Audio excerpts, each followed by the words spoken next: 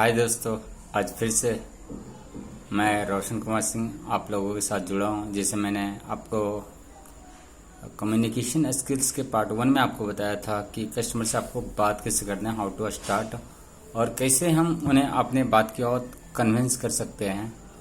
उन्हें पर्पस मेरा main purpose में भी जो था बताने का कि हम अगर कॉलिंग लाइन का जॉब कर रहे हैं तो मस्ट भी इम्पोर्टेंट कि अपने टाइम को कैसे सेव करके चलना है और अपने एनर्जी को सेव करके कैसे चलना है।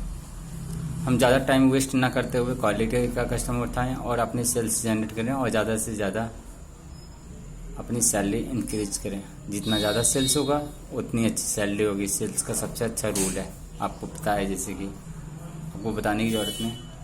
और जैसे अगर आपने पहली वीडियो नहीं देखी तो डिस्क्रिप्शन में मैं आपको उसका लिंक डाल दूंगा, पहली वीडियो देख लीजिएगा। नहीं तो फिर ये वीडियो आपको समझ में उतना आएगा नहीं, क्योंकि ये पार्ट 2 है और पार्ट 2 का मतलब पार्ट 2 होता है। अब पार्ट 2 तब समझ में आता है जब हम पार्ट 1 को देखते हैं। जैसे कि मैंने बताया था पिछले वीडियो में, उसे कंटिन्यू के लिए मैं बता दूं कि उसमें आप कस्टमर को कम्युनिकेट करके आप क्वालिटी वाले कस्टमर को कैसे यूज कर सकते हो। अब बगैर उन्हें बताए हुए, अपने सेल्स के बारे में कुछ बताए हुए, हम कैसे उनका नीड और कंसर्न्स को समझ सकते हैं, या फिर कस्टमर के पेन पॉइंट को समझ सकते हैं।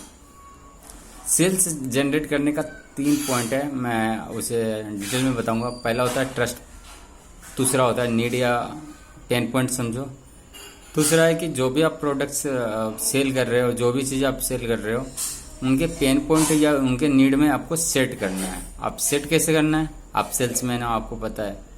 लेकिन अपने प्रोडक्ट की कोई भी नॉलेज देने से पहले आपको ये 2 काम करना बखूबी होगा कि पहला आपको ट्रस्ट बिल्ड करना होगा और दूसरा उनके नीड और पेन पॉइंट को समझना होगा। अगर आप ये 2 चीज़ समझ लिए तो आप सेल्स आसानी से जनरेट कर सकते हैं और आप एक अच्छे सेल्समैन बन सकते हैं। ट्रस्ट बिल्ड बहुत ज़्यादा मायने रखता है। एक बच्चा भी उसी दुकान पे हमेशा जाता है जिस दुकानदार से उसे जो दुकानदार उससे प्यार से बात करता है। तो कस्टमर से प्यार से बात करने के बदले में जो बच्चे होते हैं या फिर जो उनके ग्राहक से होते हैं, उनके बिहेवियर नेचर के कारण उनके पास बार बार जाते हैं, उनसे प्रोडक्ट्स खरीदते हैं। तो उनका जो ट्रस्ट बिल्ड होता है उनका बिहेवियर होता है। और जब आप ऑन कॉल काम कर रहे हो तो आपकी शकल सूरत तो दिखती नहीं। यहाँ पर जो ट्रस्ट बिल्ड होगी आपकी बात करने की कॉन्फिडेंस लेवल से। आप जितने बेहतरीन तरीके से उन्हें कनेक्ट करोगे, कनेक्ट करने का मतलब, बातों से कनेक्ट करने का मतलब कि मैं आप ही के जैसा हूँ। आप अगर सेल्समैन हो तो आपको कस्टमर को ये रियलाइज़ कराना होगा, महसूस कराना होगा कि आप उन्हीं की तरह हो। जैसे कि आपने मैं आगे आता हूँ ट्रस्ट बिल्ड में। जैसे आपने कस्टमर की क्वालिटी को पहचाना और उनकी कंसर्न्स को समझे कि उनका नीड क्या है, तो इसके दरम्यान में आप कस्टमर से बात करते हो, उनके साथ आप सोशल मीडिया कनेक्टिविटी बना सकते हो। जैसे व्हाट्सएप नंबर शेयर कर सकते हो। बहुत बार क्या होता है कि प्लान आप काफ़ी अच्छी चीज़ बता रहे हो, सारी चीज़ बता रहे हो, लेकिन बहुत सारे गलत वर्क भी होते हैं उस लाइन में, तो आप पे भरोसा नहीं हो पाता है।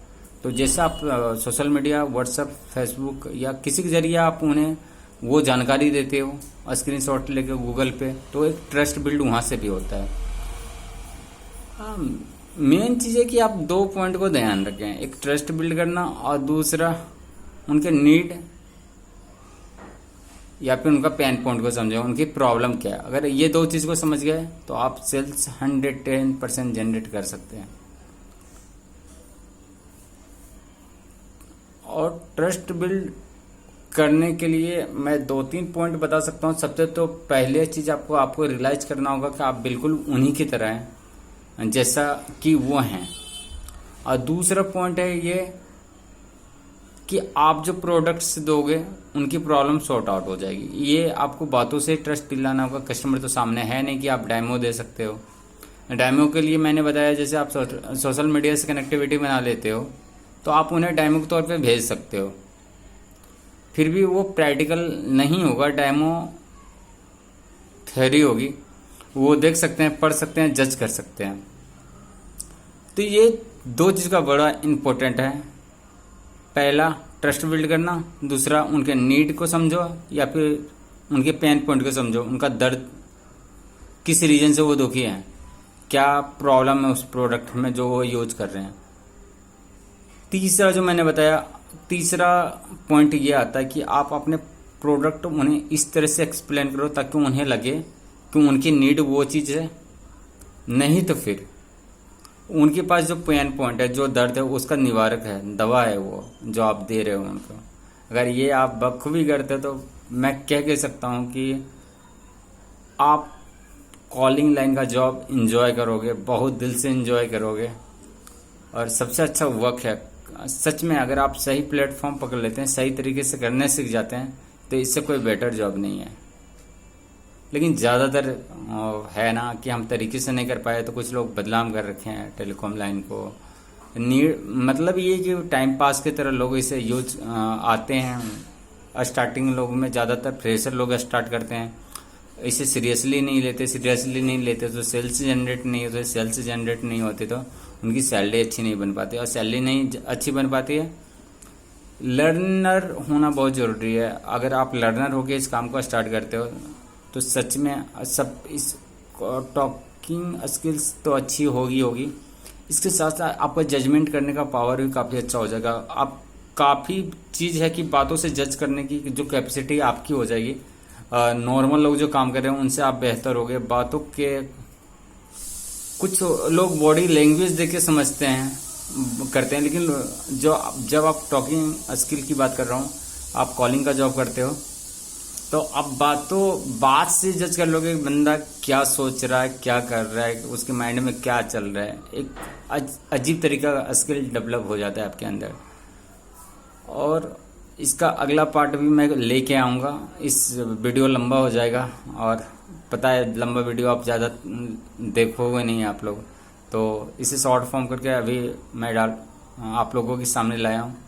नेक्स्ट पॉइंट मैं चाहूँगा कमेंट बॉक्स में आप लोग की जो प्रॉब्लम है कॉलिंग लाइंस में, जो कॉलिंग करने में आपको प्रॉब्लम आ रही है, आप प्लीज़ उसे कमेंट करें। तो मैं कोशिश करूँगा कि उस पर जो भी एक्सपीरियंस है टॉकिंग स्किल्स में या वर्क एक्सपीरियंस में, उससे मैं आपको शेयर करूँ।